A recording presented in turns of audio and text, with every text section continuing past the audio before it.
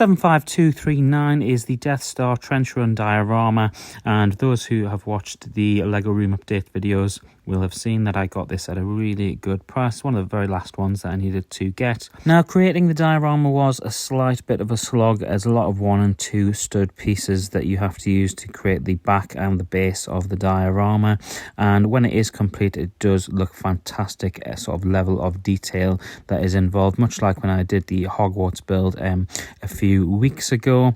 The back is comprised of a few big tiles that are all held together, and with 2 Technic pieces that you screw into the base of the build, creating the back effect that you can see in shot now.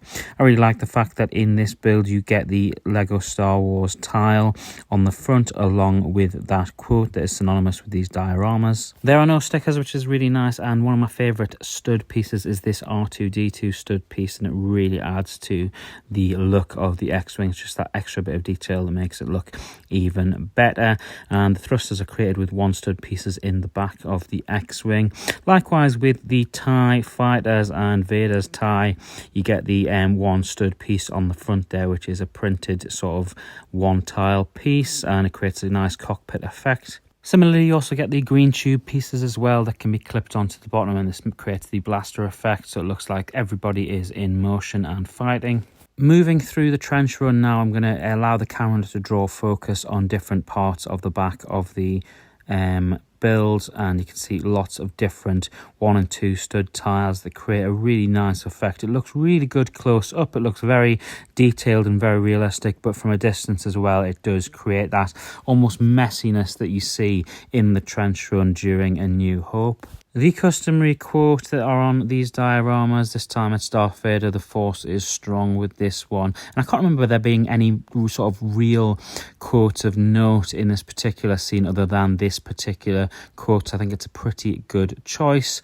You can see from this particular angle that you've got all of the ships that are stood up on these clear pieces as well to make it look like they're all in motion. And when the build is on its side, face on, you can't actually see them. It's not as noticeable that they are on see-through pole pieces. Price wise on this one, I got an absolute bargain. I got this for less than half of retail price, and at a time period when it has retired, and in the next few years you'll probably be paying a pretty penny more than the £60 that it should cost.